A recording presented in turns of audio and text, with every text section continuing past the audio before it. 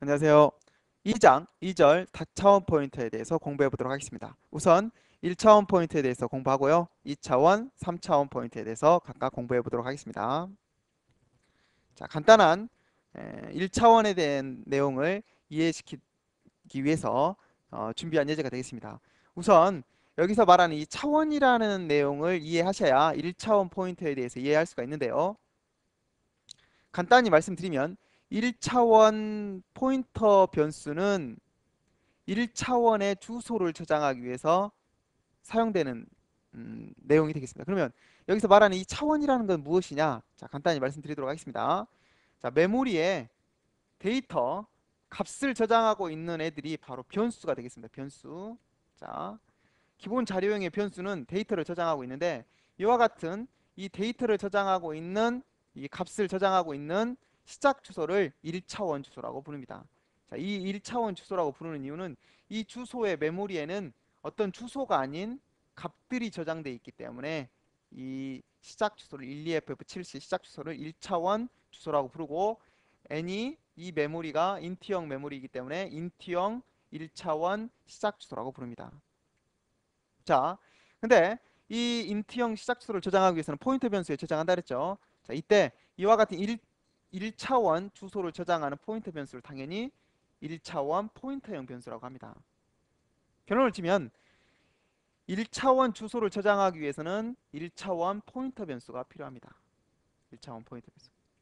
자, 근데 1차원 포인터 변수인 이 MP도 실질적으로 메모리 공간을 차지하기 때문에 당연히 여기 보시는 바와 같이 주소 4개를 사용하고 있겠죠. 이때 시작 주소 12ff78도 존재하겠죠. 자, 이때 이 내부에는 1차원 주소를 저장하고 있기 때문에 이와 같은 1차원 주소를 저장하고 있는 메모리의 시작 주소 12ff78을 2차원 주소라고 부릅니다. 자, 그렇다면 n의 시작 주소인 12ff7c는 1차원 인트형 시작 주소, 포인터형 변수의 12ff78 얘는 2차원 시작 주소, 2차원 인트형의 시작 주소라고 부릅니다. 자, 인트형 2차원 인트형 시작 주소에 메모리에 보면 당연히 1차원 주소가 들어 있겠죠. 그리고 이 1차원 시작 주소의 메모리에는 이 기본 자료형의 값이 저장되어 있게 되어 있습니다. 자, 그러면 2차원 포인트에 대해서 한번 보도록 하겠습니다.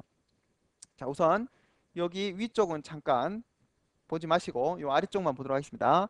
캐릭터형 변수 C가 있었다고 합시다. C에 %를 붙이면 당연히 12ff7C가 되는데요. 이때 이 12ff7C를 1차원 캐릭터형 주소라고 한다겠죠. 이 내용을 저장하기 위해서는 포인터형 변수, 캐릭터형 1차원 포인터형 변수에다가 저장을 한다 그랬습니다. 자, 이때 이 1차원 캐릭터형 포인터 변수도 메모리에 저장이 되기 때문에 당연히 4개의 주소 공간을 갖고 그 4개의 주소 공간 중에 시작 주소를 2차원 캐릭터형 주소라고 부릅니다. 자, 이때 이와 같은 2차원 주소를 저장하기 위해서는 당연히 주소를 저장한다니까 포인터 변수가 필요할 것이고, 그러면 2차원 주소니까 당연히 2차원 포인터형 변수가 필요하겠습니다. 그래서 2차원 포인터 변수 CPP에 2차원 캐릭터형 주소를 저장하게 됩니다. 자, 그렇다면 포인터 변수는 어떻게 2차원 포인터 변수는 어떻게 선언하냐? 이와 같이 선언하게 됩니다. 자, 여기는 에스트릭 연산자를 하나 붙여서 1차원 포인터 변수 CP를 선언한 예고, 여기는 에스트릭 연산자를 2개 붙여서 2차원 포인터형 변수를 선언하는 예가 되겠습니다. 자, 얘를 1차원 캐릭터형 포인터 변수, 얘를 2차원 캐릭터형 포인터 변수라고 부릅니다.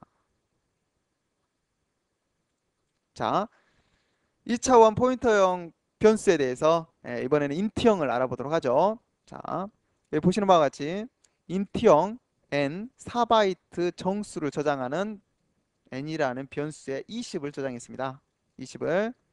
자, 이와 같은 메모리의 시작 주소인 12ff7c는 당연히 1차원 메모리의 시작 주소가 되겠죠.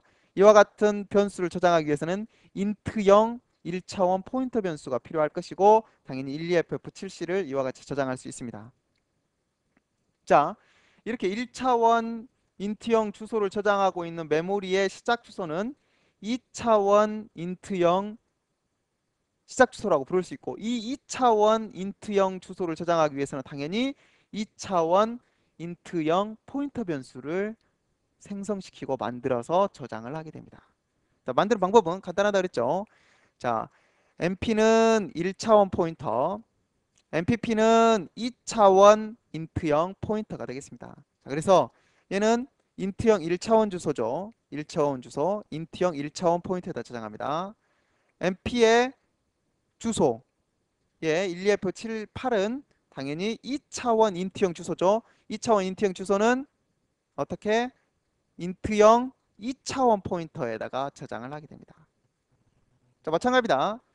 여기 보시는 바와 같이 2차원 인트형 포인터라고 해서 어차피 주소를 저장하겠죠. 주소를 저장하니까 포인터 변수는 몇 바이트? 모두 다 4바이트라 그랬죠. 그래서 1차원 포인터 변수든지 2차원 포인터 변수든지 모두 다 몇 바이트? 4바이트 메모리 공간을 갖는다. 자, 1차원 포인터 변수는 1차원 인트형의 주소를 저장하고 2차원 인트형의 포인터는 2차원 인트형의 주소를 저장한다.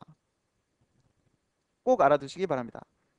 자, 그렇다면 사용하는 형태도 한번 보도록 하겠습니다. 여기 보시면 정수를 출력해 주세요 라는 문장이 있습니다. 자, 근데 모두 다 정수를 출력해라. 자, 쪼로록 출력해라. n 출력하면 당연히 20이 출력이 되겠죠.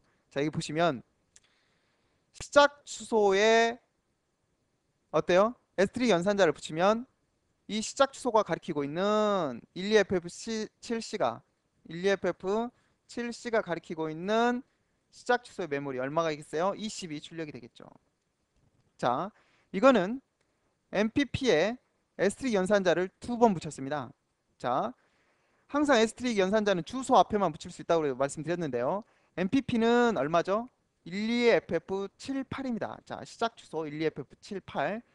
얘는 2차원 주소라고 했죠. 2차원 주소, 인트형 2차원 주소. 여기다가 S3 연산자를 하나 붙인 얘는 이 시작 주소의 메모리가 되겠죠. 뭐겠어요? 12ff7c 얘는 인트형의 1차원 주소가 되겠습니다. 자, 그렇다면 여기까지 연산을 하고 나면 인트형의 1차원 주소. 자, 그러면 이 인트형 1차원 주소는 12ff7c죠. 12ff7c부터 S3 연산자를 한 번 더 붙이면 이 주소가 가리키는 메모리 어때요? 20 값이 되겠습니다. 그래서 20이 출력이 됩니다. 자, 그러면 %x로 이제 주소를 출력해 보는 건데요. 16준수로 출력해 주세요. 누구를? n에 n%를 붙였으니까 1차원 주소죠. 12f7c가 출력이 되겠네요. 자, np는 몇 차원 주소죠?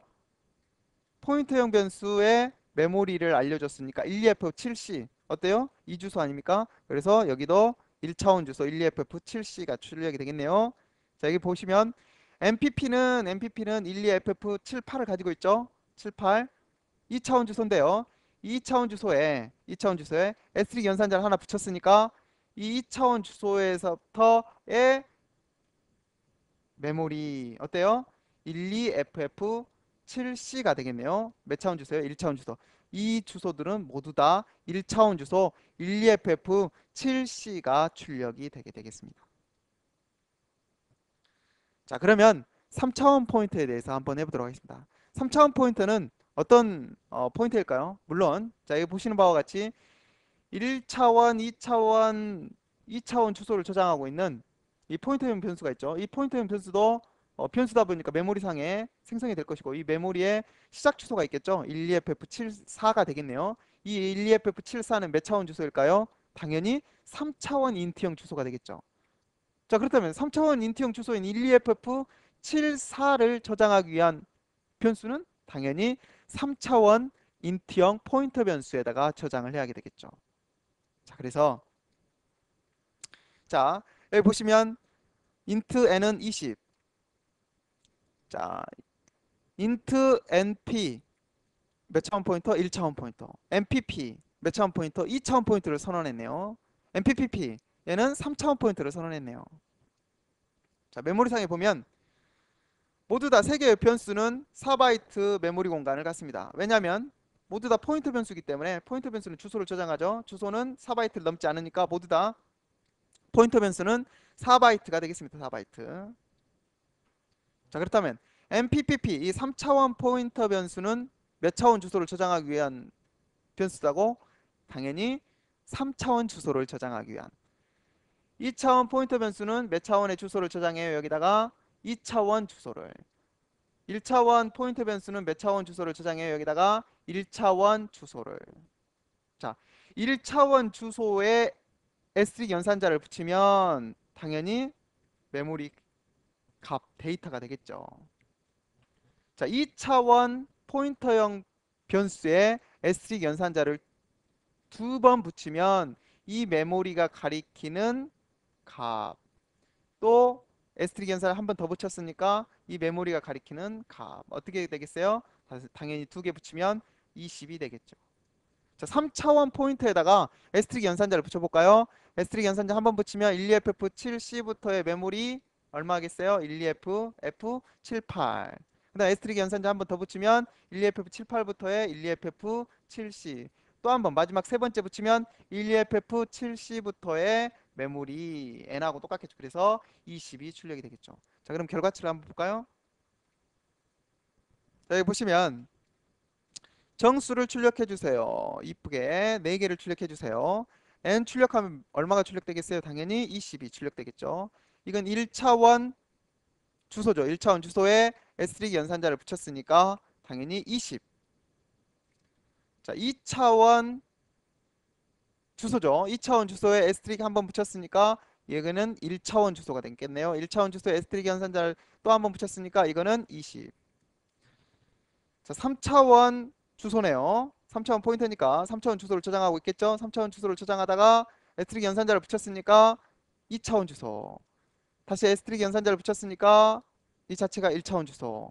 또 S3 연산자를 붙였으니까 이 자체는 당연히 20이 되겠네요. 자, 이거는 한번 볼까요? 얘네들은 지금 모두 다 1차원 주소들이 됩니다. 자, n%n은 당연히 1차원 주소 12ff7c가 됐겠네요. 자, 그 다음에 np는 이 주소를 저장하고 있는 1차원 주소죠. 그래서 12ff7c. 그 다음에 npp는 2차원 주소를 저장하고 있는데요. S3 연산자를 한번 붙이면 이 2차원 주소에서의 메모리니까 당연히 1차원 주소인 12ff7c가 되겠네요. 그래서 12ff7c가 되겠습니다. 자, 3차원도 마찬가지죠. 3차원 포인터 변수 S3 연산자를 붙였으니까 이거는 2차원 주소, 1차원 주소 12ff7c가 되겠습니다. 자, 나머지도 한 번씩 해보시고요. 해보시고 인트형 크기 구해라 4바이트. 당연히 포인트형 1차원 포인트형 크기도 4바이트가 되겠죠. 2차원 포인터의 크기도 당연히 메모리 크기는 4바이트. 3차원 포인터의 크기도 4바이트가 출력이 되겠죠. 자, n이라는 정수, 인트형 정수 변수의 크기를 구해라. 몇 바이트? 4바이트. MP도 4바이트, MPP도 4바이트, MPPP도 당연히 4바이트가 되겠죠. 모든 포인터형 크기는 이거 포인터형 크기는 몇 바이트? 4바이트가 된다.